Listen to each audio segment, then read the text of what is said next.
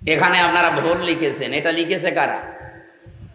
গোবিন্দগঞ্জ গাইবান্ধার 4 আসনের এমপি পদপ্রার্থী না, বাংলাদেশ জামাত ইসলামী থেকে যে 300 মানুষের নাম ঘোষণা হয়েছে, কেউ এমপি পদপ্রার্থী না, সব নমিনি। পদপ্রার্থী আর নমিনি আকাশ পাতাল পার্থক্য। আমাদেরকে নমিনেশন দিয়েছে সংগঠন বাংলাদেশ জামাত ইসলামী, আমরা নিজেরা কেউ জানি না। আপনি ডাক্তার সাহেবকে জিজ্ঞাসা করেন উনি জানতো কিনা, আমিও নিজে জানি না। অথচ এইটা পাওয়ার জন্য অন্যান্য দলে যারা আছে, দেখেন আমার মনে হয় বাংলাদেশে এমনও দল আছে এই পদ পাওয়ার জন্য, পাশ করা তো দূরের কথা, শুধু পদ পাওয়ার জন্য মারামারি করে মরে যাবে। নাকি বেশি বলে ফেললাম? এখনো তো খেলা আরম্ভ হয়নি, আপনি দেখেন কি হয়। একটা প্রতিষ্ঠানের রেজাল্ট দেওয়ার জন্য যদি 3 দিন লাগে মাত্র 11,000 ভোটার, তাহলে 18 কোটি মানুষ আমরা এই দেশে বাস করছি। যদি নির্বাচন হয়, রেজাল্ট দিতে আমার মনে হয় 5 বছর লাগবে। সেই হিসাবে ও ছাতা নির্বাচন এখন দরকার নেই, আগে মাজায় শক্তি করে নেন, মেরুদণ্ডটা সোজা করে নেন, তারপরে আপনারা এতটুকু একটা প্রতিষ্ঠানে রেজাল্ট দেবেন, ছাত্রছাত্রী সবাই আছে না, ওনারা তাকিয়ে আছে আমেরিকার দিকে, ভারতের দিকে, লন্ডনের দিকে। আমি বাকিটা নাই বললাম। অন্য দল থেকে যারা প্রার্থী হয় তাদের লাভ আছে। আমার আসনে যিনি চেষ্টা চালাচ্ছে, তিনি ঘোষণা দিয়েছে যে আমি 50 কোটি টাকা খরচ করব, তাও এই আসন আমার লাগবে। কি ভাই, আপনার এত কেন খরচ করা লাগবে? 50 কোটি টাকা যদি আপনি খরচ করেন, আমার মনে হয় আপনার 5 বছরে 500 কোটি টাকা আপনি কালেকশন করবেন। জামাত ইসলামী বাংলাদেশে যাদের নাম দিয়েছে, আপনারা শোনেননি আমিরে জামাতের ঘোষণা যে এই দল থেকে কেউ এমপি মন্ত্রী হলে 5 বছরে তার একটা টাকা বাড়বে না, যা আছে আরো কমে যাবে।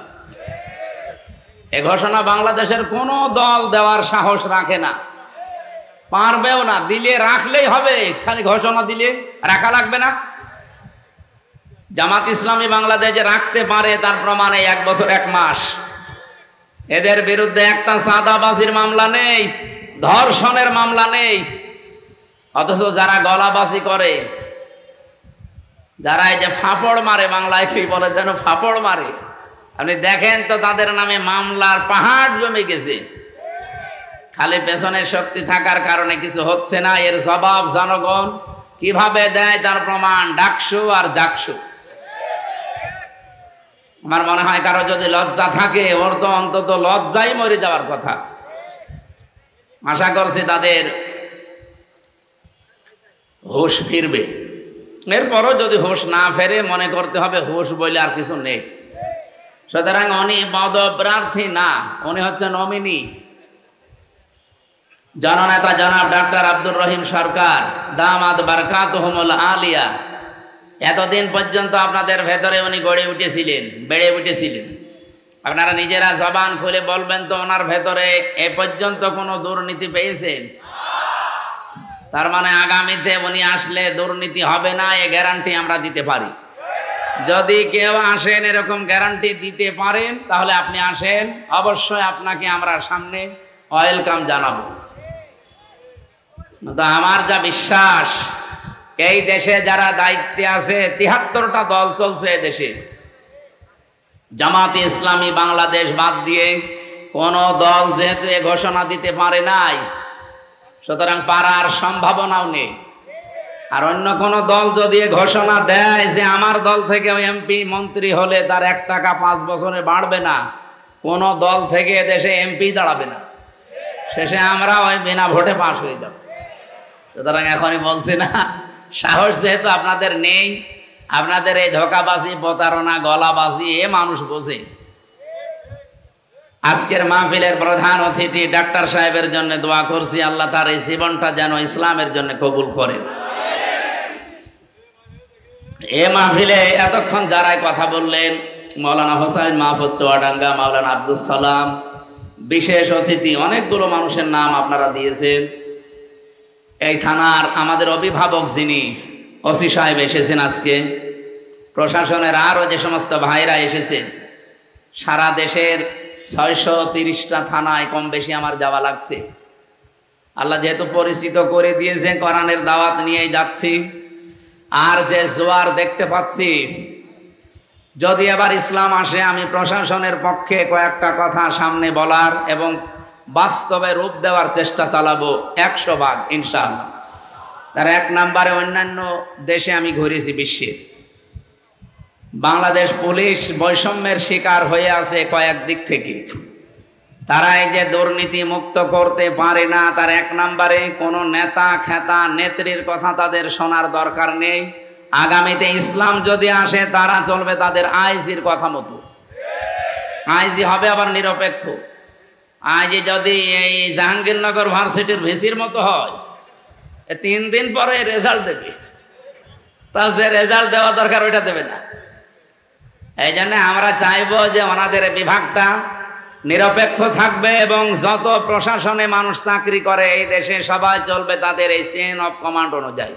কোন নেতা খেতা নেত্রী কে বলবে সেইটার ধার তারা যেন আর না ধারে, সেই ব্যবস্থা আগামীতে করা হবে ইনশাআল্লাহ।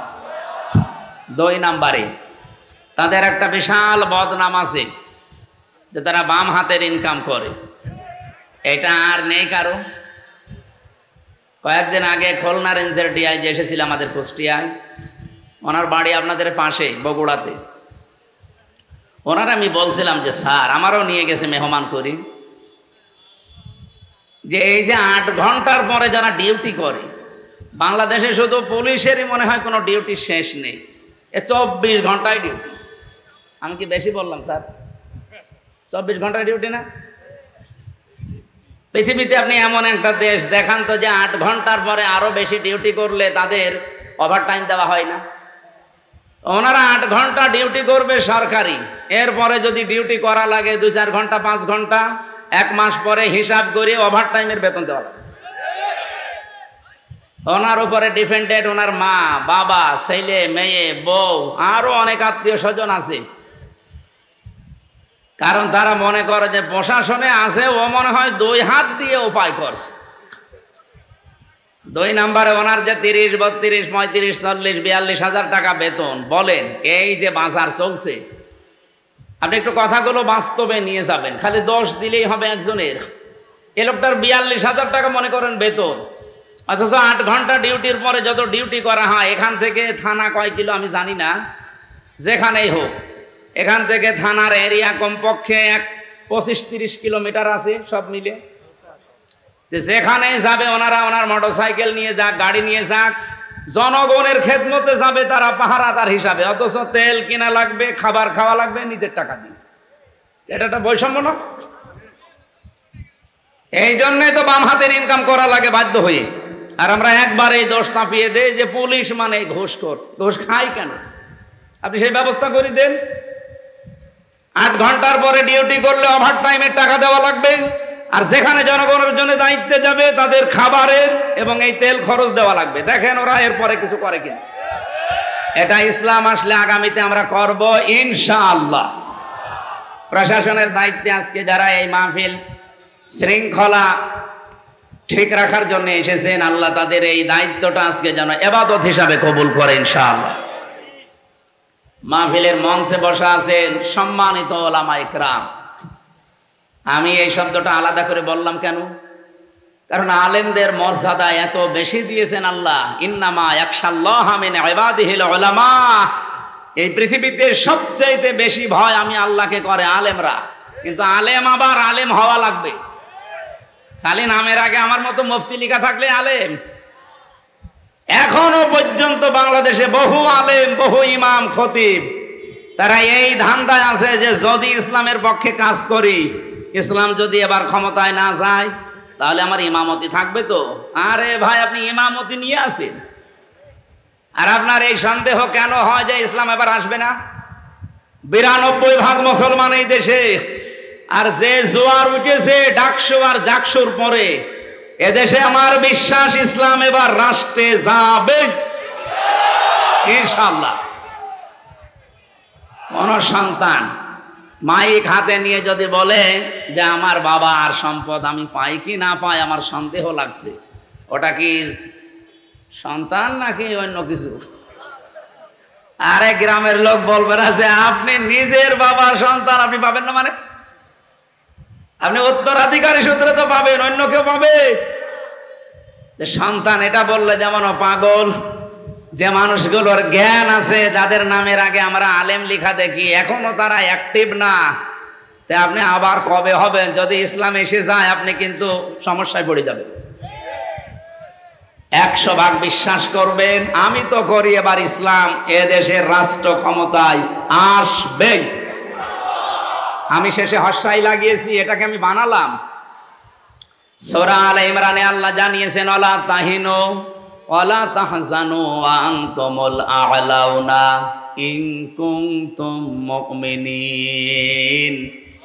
কোনো ভয় নেই, কোনো চিন্তা নেই, দুশ্চিন্তারও কারণ নেই। ওয়া আনতুমুল আ'লাউনা, এখানে আলেম আছে কিনা আমি জানি না, এখানে শব্দ ছিল আনতুম আ'লাউনা, অথচ আল্লাহ পাক আ'লাউনার আগে আলিফ লাম লাগিয়ে দিয়ে নির্দিষ্ট করে দিয়েছেন। আরবি গ্রামার অনুযায়ী মুবতাদা যদি মারিফা নির্দিষ্ট হয়, খবর হবে নাকেরা অনির্দিষ্ট। রব্বুল আলামিন এখানে খবর যেটা নাকেরা অনির্দিষ্ট সেইটাও মারিফা নির্দিষ্ট বানিয়ে দিলেন।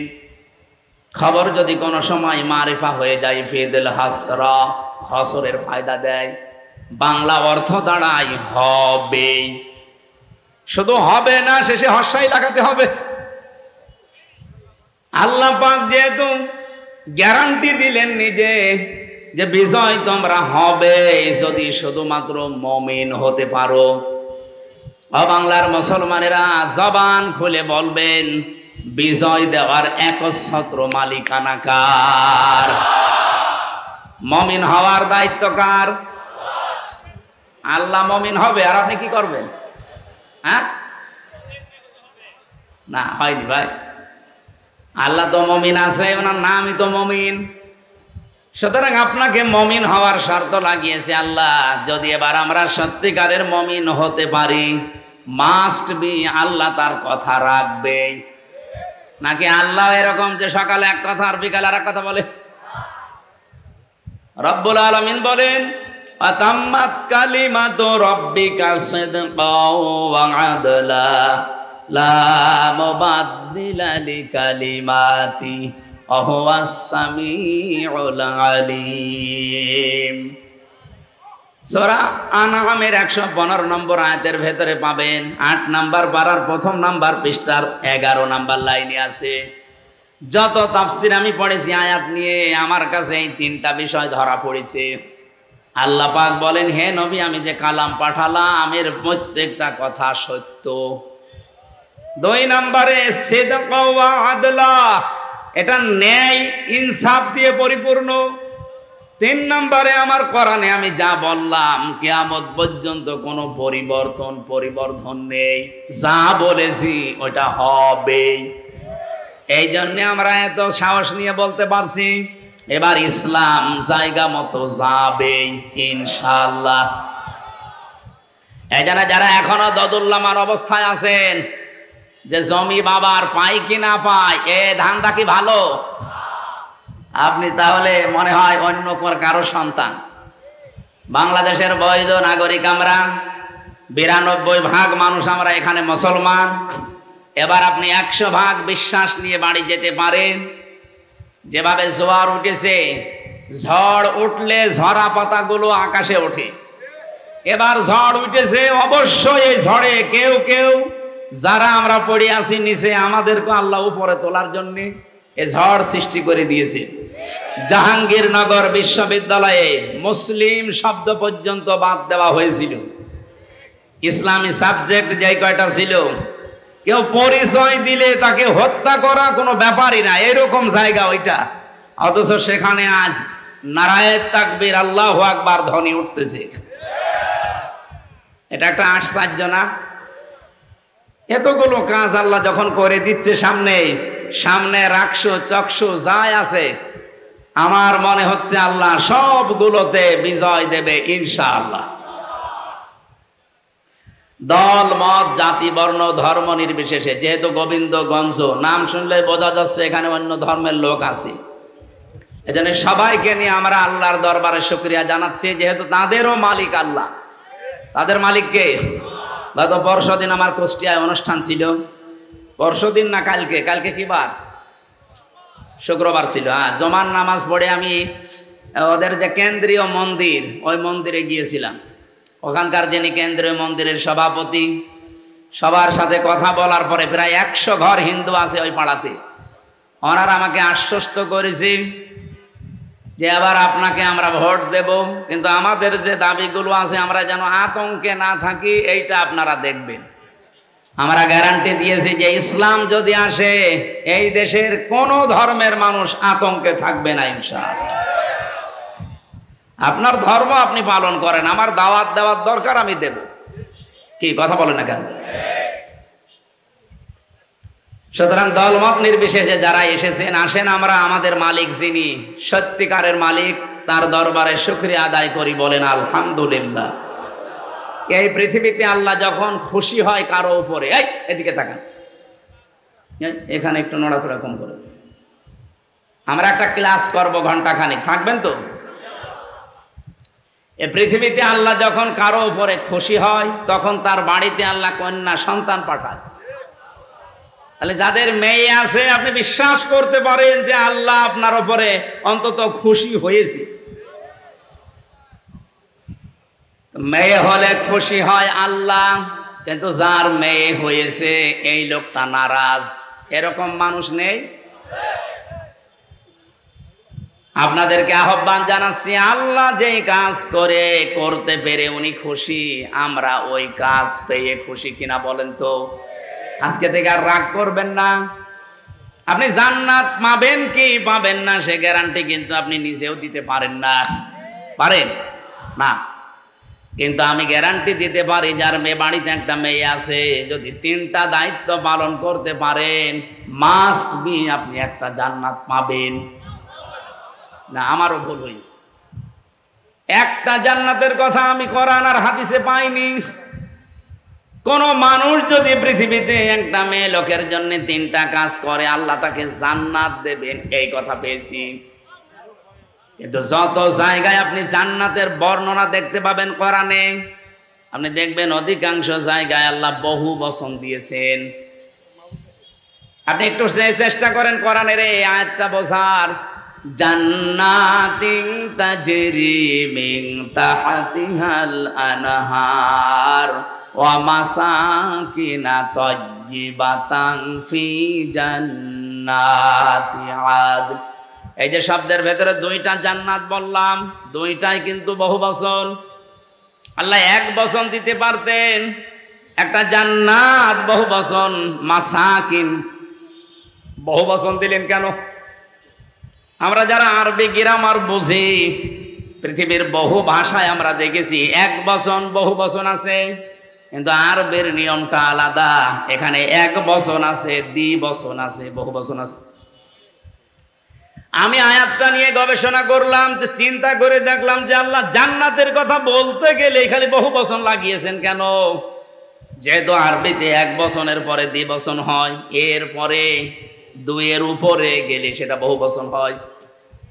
রব্বুল আলামিন তাফসীর পড়তে গিয়ে আমার মাথায় এসেছে এটা, পৃথিবীতে মানুষকে যদি আল্লাহ জান্নাত দেয়, যেহেতু বহু বচন আছে, কমপক্ষে 2 হলে বহু বচন হয় না, 3 হওয়া লাগে। কথা বলেন না কেন? তাহলে আপনি যদি জান্নাত একটা পান, কমপক্ষে 3টা জান্নাত পাবেন। আমার কথা মনে হয় বোঝেন। আপনাকে আল্লাহ জান্নাত দেওয়ার ওয়াদা দিয়েছেন নবীজির মাধ্যমে, একটা মেয়ে হলে জান্নাত দেবে। তাহলে একটা জান্নাত হচ্ছে, তার মানে কয়টা বলেন? হাদিসের ভাষায় একটা জান্নাতও যদি আল্লাহ দেয় এই পৃথিবীর 10 পৃথিবীর সমান, তাহলে 3টা দিলে এগুলো তো সব হাওয়ায় ঘুরছে। এই বিশ্বাসটা আপনাকে তৈরি করা লাগবে মুমিন হিসাবে। তাহলে একটা মেয়ে হলে কমপক্ষে আপনি 30টা জান্নাতের মালিক হবেন, এই দুনিয়ার পরিমাণ। জোরে বলেন সুবহানাল্লাহ। কিন্তু কাজ করা লাগবে এই মেয়ে লোকের জন্য কয়টা? 3টা। 1 নম্বরে আপনি খুশি হয়ে তাকে আদর যত্ন দেবেন, ভালোবাসবেন। 2 নম্বরে তাকে দ্বীন শেখাবেন। 3 নম্বরে সৎ পাত্র দেখে পাত্রস্থ করবেন। হ্যাঁ, আমি দেখেছি বাংলাদেশের বহু বাবা মা গার্জিয়ান এই 3টার হয়তো 1টা করে, বাকি 2টা অধিকাংশ পিতা মাতাই করতে চায় না। আর সন্তান হলে উনি খুশি, ওর পেছনে খরচ করে, ভালোবাসা দেয়, মহব্বত দেখায়, কিন্তু 2 নম্বরে তাকে দ্বীন শিক্ষা দেওয়া লাগবে। এইটার বেলায় অনেকেই উদাসীন, গাফেল। এমনকি এখন যিনি দায়িত্বে আছেন উনি কিন্তু 2 নবীর নাম নিয়ে বসে আছেন। ডক্টর মোহাম্মদ ইউনুস, কয় নবী? মোহাম্মদ একটা, ইউনুস একটা। অথচ যে কয়েকদিন আগে 1 থেকে 5 পর্যন্ত প্রাইমারিতে শিক্ষক নিয়োগ দেওয়া হয়েছে গানের। কথা বলছেন না? শরীর চর্চার। আপনি একজন মুসলমান 2 নবীর নাম নিয়ে বসে আছেন চেয়ারে। 92% মুসলমানের দেশে আপনি নাচের মাস্টার নিলেন, শরীর চর্চার মাস্টার নিলেন, গানের মাস্টার নিলেন, একটা আলেমকে দিয়ে কোরআন শিক্ষার মাস্টার নেওয়া যায়নি? এ দাবি আমরা জানাচ্ছি আজকে। সারা বাংলাদেশের মুসলমানদের এবং মানুষের একই দাবি যে আপনি যেহেতু ফেব্রুয়ারির 12 তারিখে নির্বাচন দিয়ে চলে যাবেন, যান, এমন একটা কাজ করে যান যেহেতু আপনি অমর হয়ে থাকবেন। আমরা মুসলমানের এই দেশে 1 থেকে 5 পর্যন্ত একটা ধর্মীয় শিক্ষা চাই না? চাই না? কারা চান দেখি? লিল্লাহে তাকবীর। দেখেন তো হাত তুলেছে কিনা?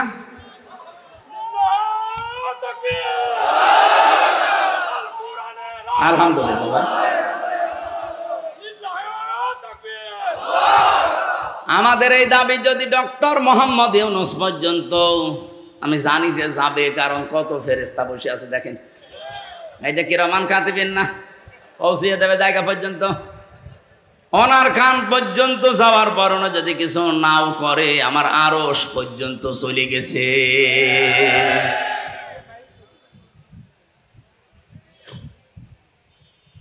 হযরতে ইব্রাহিমের পক্ষে একটা ব্যাঙ ছিল, শুধু পেশাব করেছিল। ফেরেশতা জিবরাইল এসে ডাক দিয়েছে, এতটুকু পেশাবে নমরুদের বিশাল অগ্নিকুণ্ড কিছুই হবে না। ব্যাঙ ওই দিন বলেছে, ফেরেশতা আমি জানি আমার পেশাবে কিছু হবে না, কারণ এত প্রজ্বলিত আগুন 1 কিলোমিটার উপর দিয়ে যদি পাখি উড়ে যায়, ঝলসে পড়ে যায়, কি দাও দাও করছে আগুন।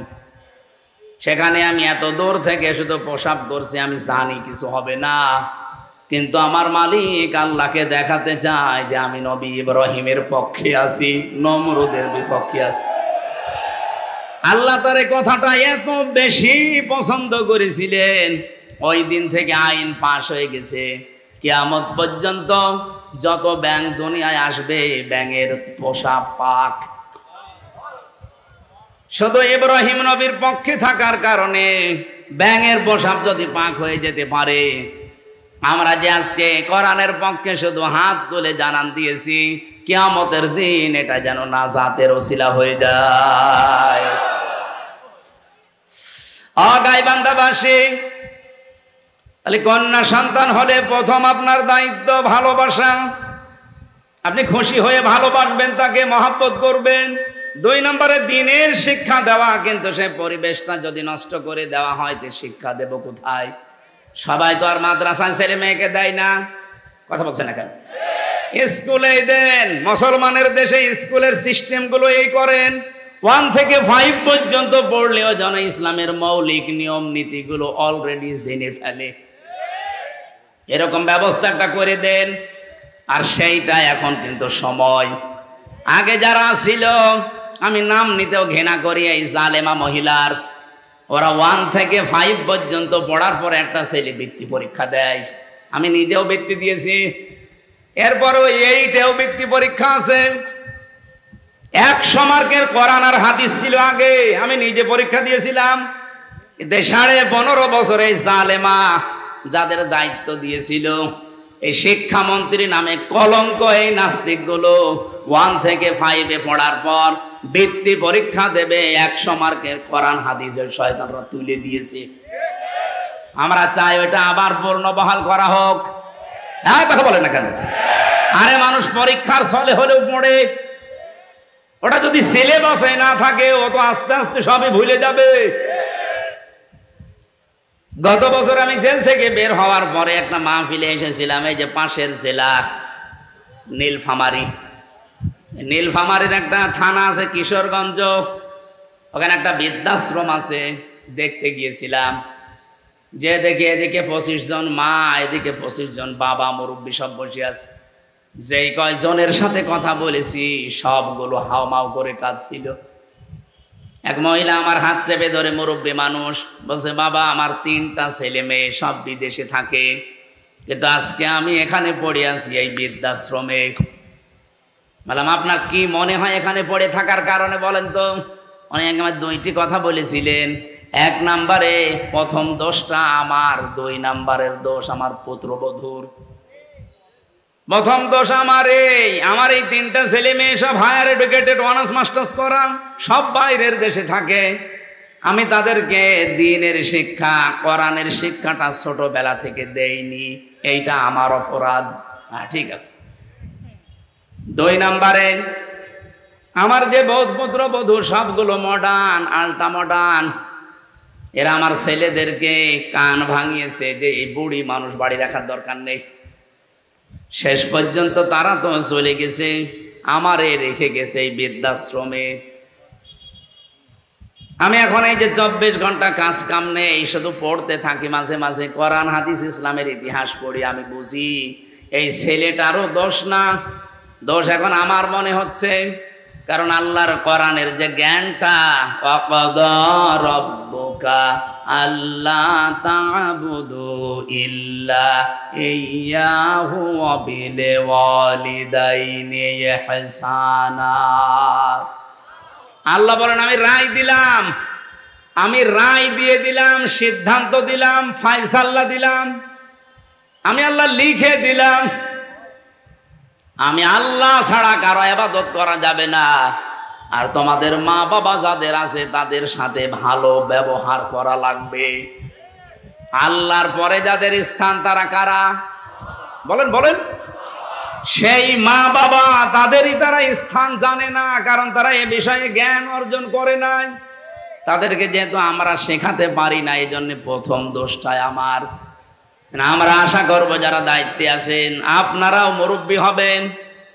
আপনাদের আগামী প্রজন্ম যদি বৃদ্ধাশ্রমে আপনাদের রেখে না আসে, আল্লাহর পরে আপনার স্থান এটা যদি না জানে, আপনাদের কপালেও আসতেছে। যেন আমার মনে হয় এই মুহূর্তে 1 থেকে 5 পর্যন্ত এমন সিস্টেম করা দরকার, মানুষ যেন হাফ আলেম হয়ে যায়।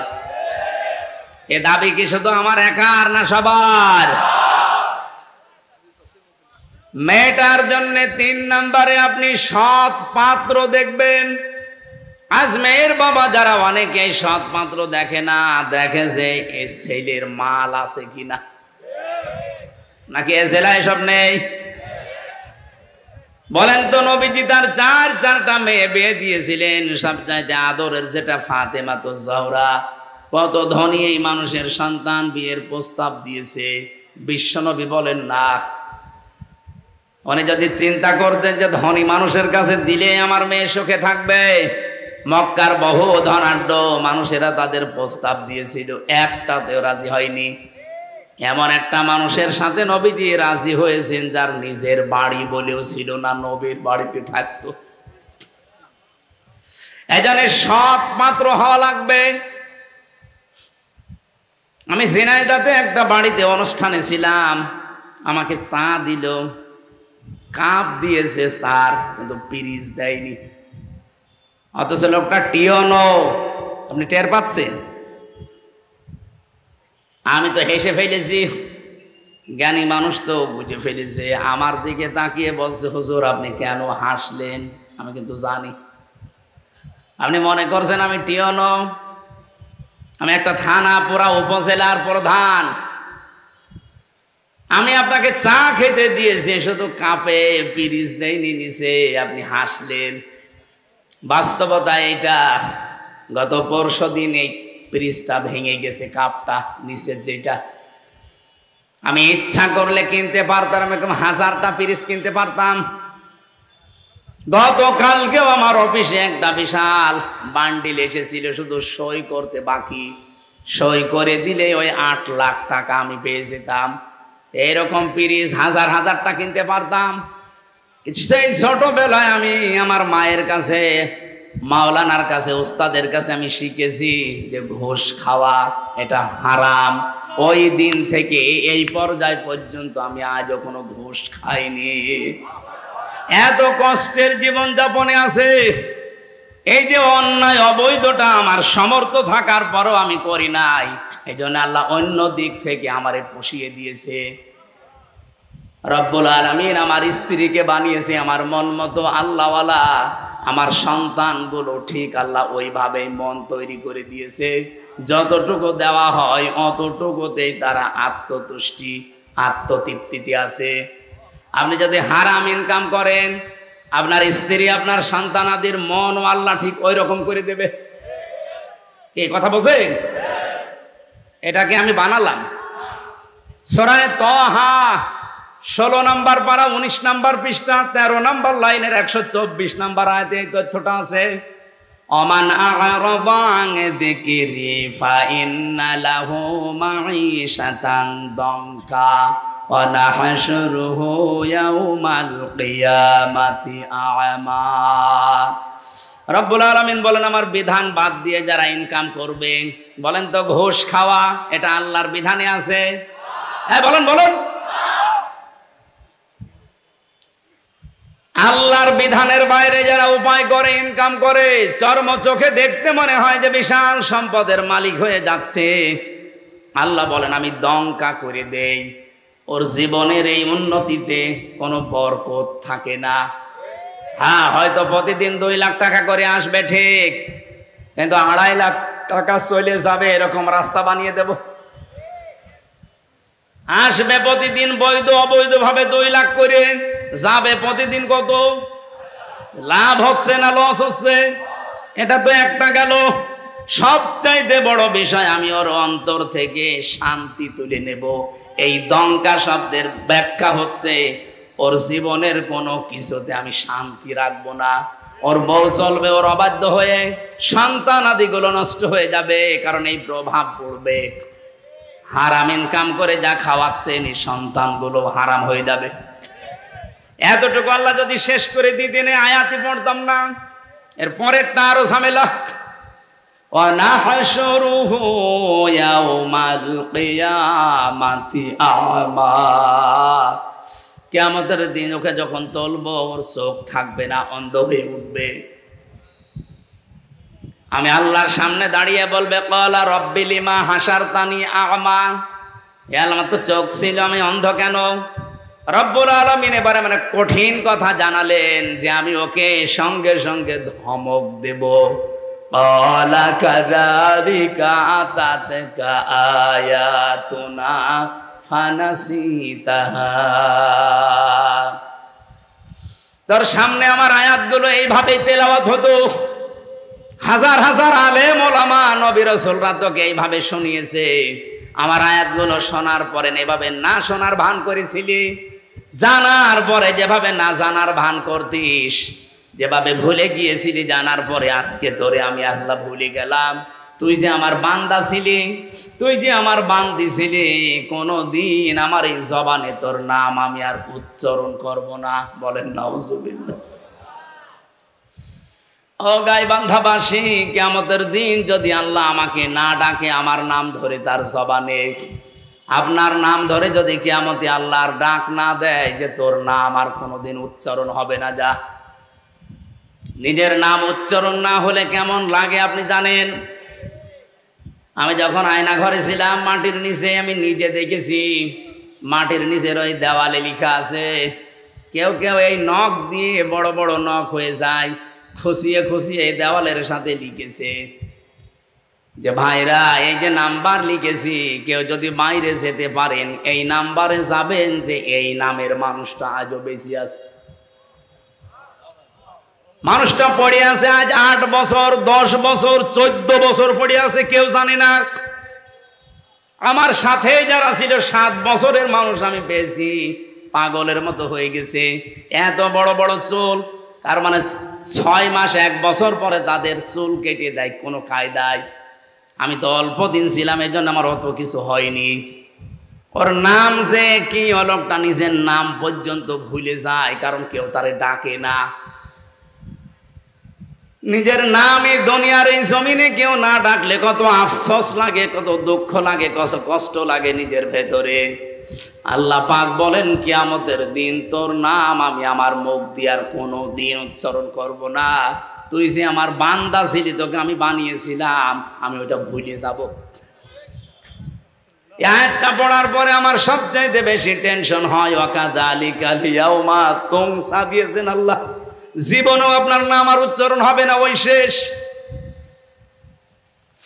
আমার তো মনে হয় এরকম বহু মানুষ দুনিয়াতে আমরা আছি যারা আল্লাহর বিধানকে বাদ দিয়ে এই পৃথিবীতে উপায় ইনকাম এগুলো করছি, দেদারছে আশা করছি এই মাইকের আওয়াজ শোনার পরে এই মানুষগুলোর জীবন থামবে। আল্লাহ যেন তৌফিক দাও মানুষকে, বলেন আমিন। কন্যা সন্তান হলে যে দায়িত্বগুলো পালন করা লাগে, এগুলো যদি সত্যি আমরা করি, আল্লাহ যেহেতু খুশি, উনি জান্নাত দেওয়ার ঘোষণা দিয়েছেন। মেয়ে যাদের আছে আল্লাহ কমপক্ষে যেন 3টা জান্নাতের মালিক তাকে বানান, আমিন। দ্বিতীয় নম্বরে হাদিস হচ্ছে, আল্লাহ যদি ওই লোকটার উপরে আর একটু খুশি হয়, তখন তার বাড়িতে আল্লাহ মেহমান পাঠায়। যদি আর একটু বেশি খুশি হয়, তখন তাকে রোগ ব্যাধি দিয়ে একটু পরীক্ষা চালায়। যদি আল্লাহ আর একটু বেশি খুশি হয়ে যায়, সর্বশেষ তখন ওই এলাকায় আল্লাহ বৃষ্টি নাজিল করে। সিস্টেম অপর পৃষ্ঠায় দেখুন, রব্বুল আলামিন বলেন, এটা হাদিস মুসলিম শরীফ, এই পৃথিবীতে আমি আল্লাহ যদি কারো উপরে রেগে যাই, তার 1 নম্বরে তাদের উপরে যে মানুষগুলো দুনিয়ায় যৌতুক খায়। এদেশে তো যৌতুক নেই। যৌতুক এটা মানবতার সাথে মহা কৌতুক। আমি এ কোরআন হাতে নিয়ে গ্যারান্টি দিতে পারি, এবার যদি ইসলাম যায়, বারবার তো মেয়ে লোককে আমরা পাঠিয়েছি, 2 মহিলা এটার একটাও করে নাই। ইসলাম যদি এবার যায়, সর্বপ্রথম যৌতুক নামে এই কৌতুককে ঝাঁটা পিটা করে বিদায় করা হবে।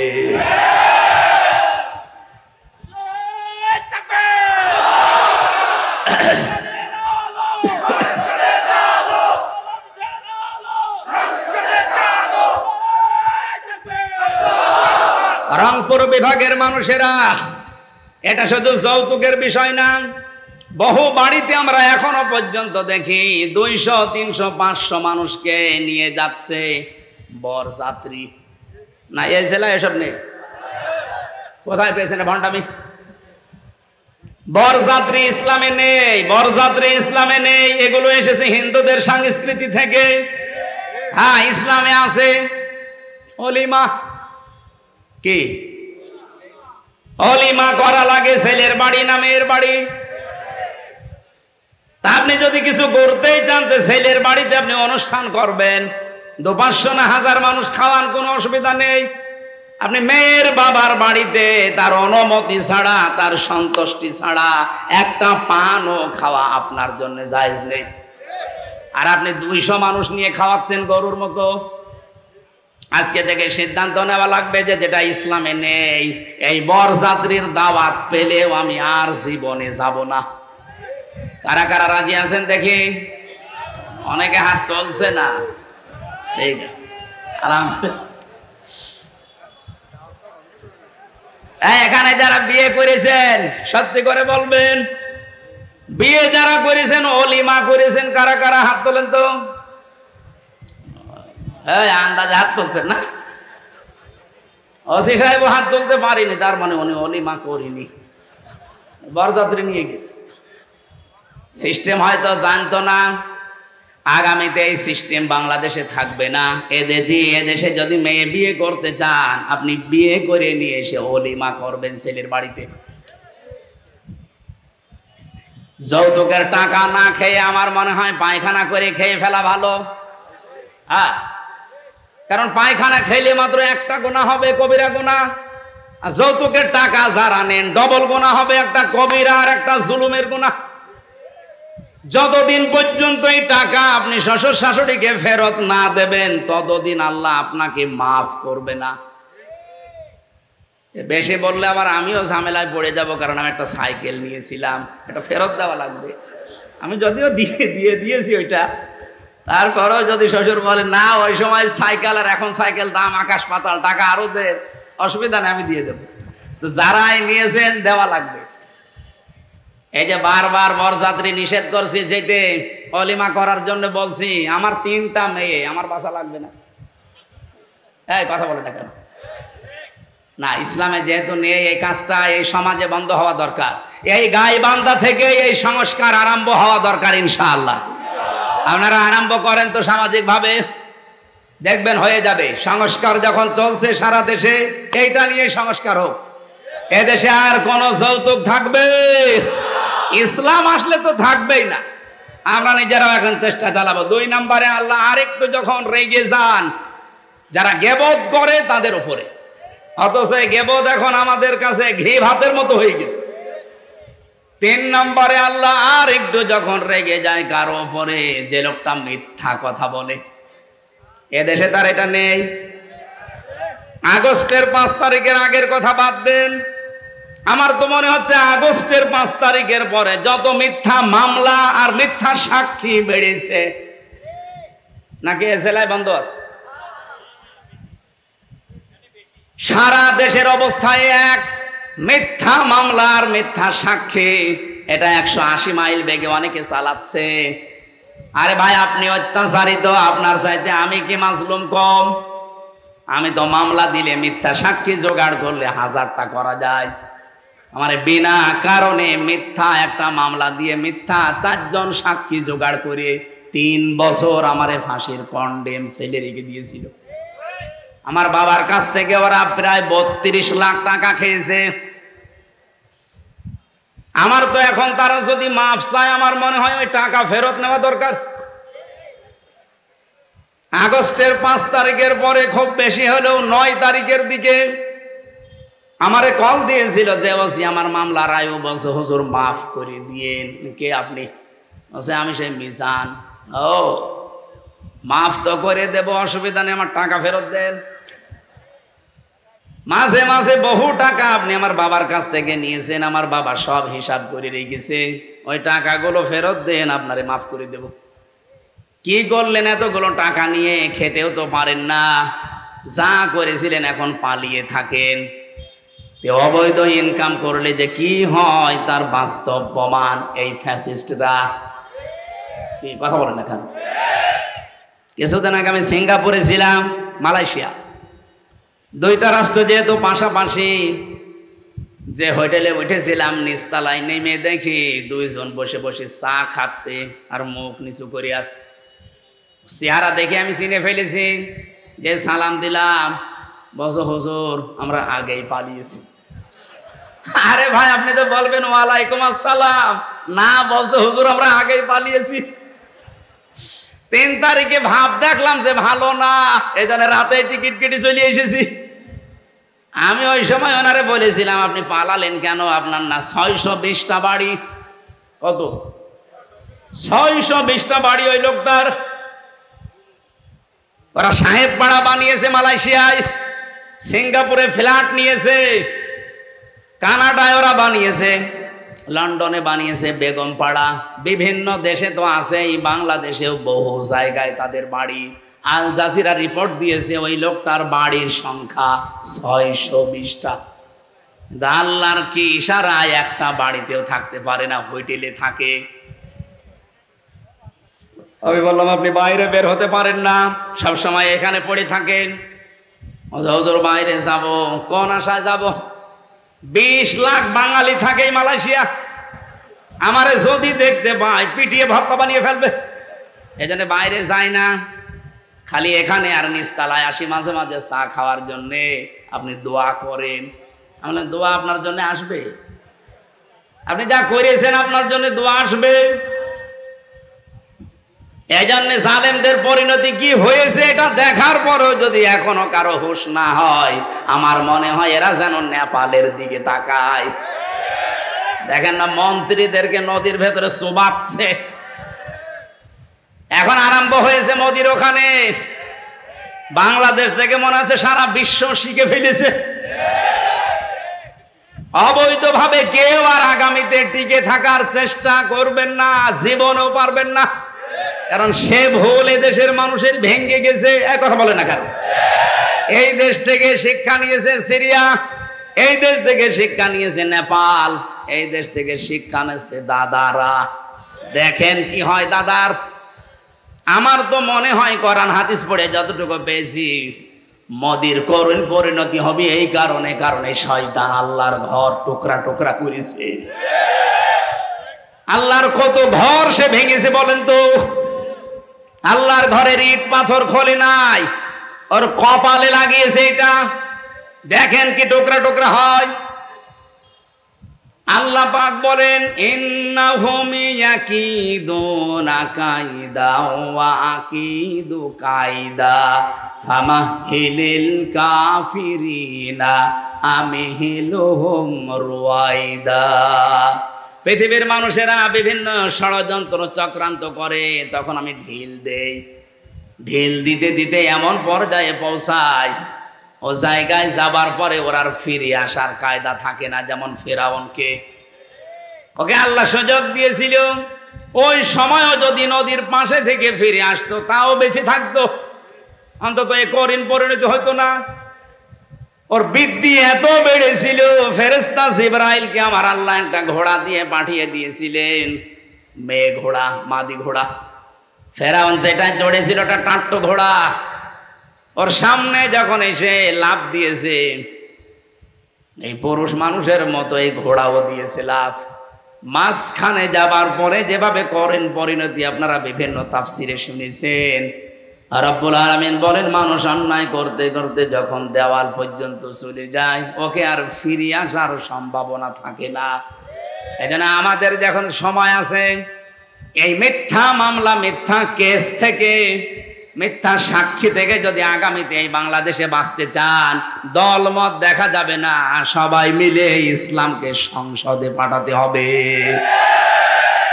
সবাইকে আহ্বান জানাচ্ছি, আসেন ইসলামকে পাঠান। আপনিও নিরাপদে থাকতে পারবেন, আমিও নিরাপদে থাকতে পারবো। গোবিন্দ দাস বাড়ি উনি সারা বাংলাদেশের হিন্দু মহাজোটের মহাসচিব। সেদিন ঢাকাতে আমারে বলছিল, মাওলানা, জামাত ইসলামী বাংলাদেশ যদি এবার রাষ্ট্রে আসে, আমার বিশ্বাস দেশের সব ধর্মের মানুষেরা নিরাপদে থাকতে পারবে।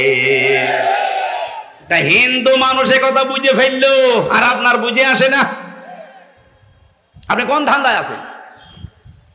ইসলাম না আসলে 54 বছর কি হয়েছে আপনি দেখেন না। কেউ কেউ চ্যাম্পিয়ন হয় দুর্নীতিতে, আর কেউ কেউ 15.5 বছরে কি করলো নিজের চোখের সামনে। আমার 33 বছর বয়স, 92 সালে আমার জন্ম। সেই হিসাবে আমি 33 বছরের ভেতরে 18 বছর থেকে যদি আমি ভোট দিতে আরম্ভ করতাম, 3 বার ভোট দিতে পারতাম, একবারও পারি নাই। তাহলে আগামীতে আমার একটা আশা, একটা শখ যে একটু ভোট দেব, সেইটাও দেখছি অনেকে এখন বন্ধ করার রাস্তায় আছে। এই কথা বলে না কেন? আপনি বলেন ডাকসুর মতো কয়েকটা ছাত্র, মাত্র 11,000, এই রেজাল্ট দিতে আপনার 3 দিন লাগে। কোন কারণে? আপনি যদি এত অ্যানালগ হয়ে থাকে, ডিজিটাল বাংলাদেশে আপনার মতো মানুষ বেশি হওয়ার দরকার নেই। আপনিও পথ ছেড়ে দিয়ে ভিক্ষা করে খান। 11,000-এর যদি এই অবস্থা হয়, 18 কোটি মানুষ যখন ভোট দেবে, বলেন কত বছর লাগবে গণনা করতে? 5 বছর পার হয়ে যাবে না? এজন্য এই পদ্ধতি যদি অব্যাহত রাখেন আপনারা, আগামীতে কোনো নির্বাচনই আর বাংলাদেশের মানুষ মেনেও নেবে না, দেবেও না। কারণ এই নির্বাচন হচ্ছে, সে আগের মতো আবার সেই সে 9 সাল নাকি 8 সালে হয়েছিল না, এরপরে 14 সাল, এরপরে 18 সাল, এরপরে 24 সাল, যা হয়েছিল আবার যদি ওই রকম হয়, আমরা আশা করছি যারা দায়িত্বে আছে তাদের কোমর যেন সোজা থাকে। কাকে ভয় পান আপনি? এতগুলো মানুষের রক্তের উপরে বসে আছেন, আপনার বিবেকে কিছু বলে না? 2732 জন মানুষের জীবনের উপর আপনারা বসে আছেন। কঠিন সিদ্ধান্ত নিয়ে অটল থাকা দরকার আমার মনে হয় যারা দায়িত্বে আছে। বাংলাদেশে 1628 জন মানুষ এখন আছে, ওসি সাহেব সহ। এই মানুষগুলোকে হযরত ওমরের মতো যেদিন আমরা দেখতে পাবো, এই বাংলাদেশটা মিনি জান্নাত হয়ে যাবে ইনশাআল্লাহ। আল্লাহ পাক একেবারে সর্বশেষ যখন সব চাইতে বেশি রাগান্বিত হয়ে যায় কারো উপরে, যখন দেখে লোকটা সুদ খায়। এদেশে তো সুদ নেই, হ্যাঁ এদেশে হয়তো ব্যাংকিং ব্যবস্থা যে সুদগুলো অনেকে করেন না, কিন্তু ওই যে টাকা ছেড়ে রাখেন, টাকা আসে, 1000 টাকা দিয়ে রাখলে 100 টাকা করে মাসে মাসে বেশি দেয়। এই সিস্টেমে আছেন কারা দেখি তো, বলেন লিল্লাহি তাকবীর।